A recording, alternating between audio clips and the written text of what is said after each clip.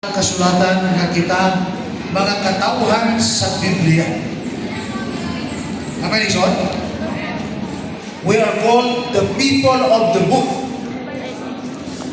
Sa ato pa, Ison, ang bansag sa Ginoo sa ato mga katauhan diha na mugna sa balaan kasulatan. Ang atong patukuranan, mga Ison, our pillar, ang atong haligi sa atong pag-alaga kini gitindugan sa pundasyon sa batong bantilis nga mao sa Ginoong Hesus. Amen, Iso? Ikaw rin lugar, amin ninyo na ako ngayon tagaglan ng mundo ang tango. Ang ako ngayon reverend sa Alliance Church. Reverend, kuya ako gito yun. Piligid ko siya kay Reverend, pastor ako. Ngayon siya nga doon, gusto kang muwalay sa musupan? Na ako nga, mahimo ba dahi? So, pwede kayo, ako magbuot. Away, magkabuot siya, ipawalay ko. Domingos, bundag, walay ko mga kaisunan. Alliance Church, kamakok. Pastiran. Pagtindog na ko, nangayo pala ko katawuran. Ngayon ako, sa ngalan sa grasya sa Ginoo, o sa iyang noy gugma, mayong punto sa inyo. Tumindog isoon, magsigito, praise the Lord. Ha? Amen! Ano yun? Kita, muna-muna ng speaker, murang buhay na itabo. Ha? Murang buhay na itabo. Kaya lang, tumagtubag mo na isoon. Pag naigwapong punto, buhig yun. Hindi kayo mo nagtuon na naglingkod. Ha? So, karon, ang atong tunan karon is Adventist identity.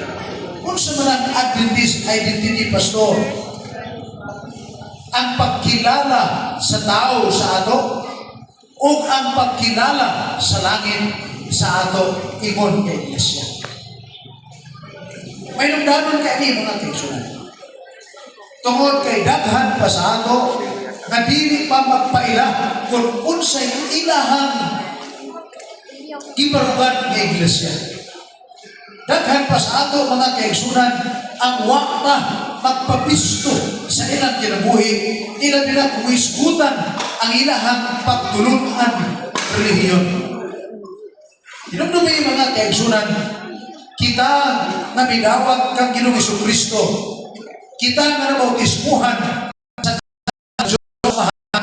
sa ngalan sa Diyos Anak, sa Diyos Spirit. Ang kita'y ikaulaw, Igsoon, di taangay maulaw ang sa katirikman kay ang atong gialagaran, dili gobernador, dili senador, dili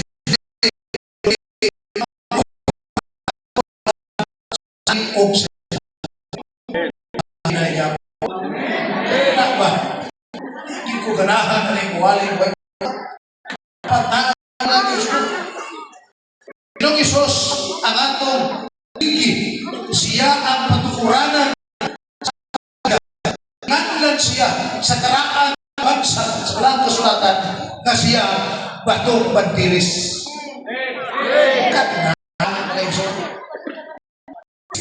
Batong bantilis son lampaw inyong pundak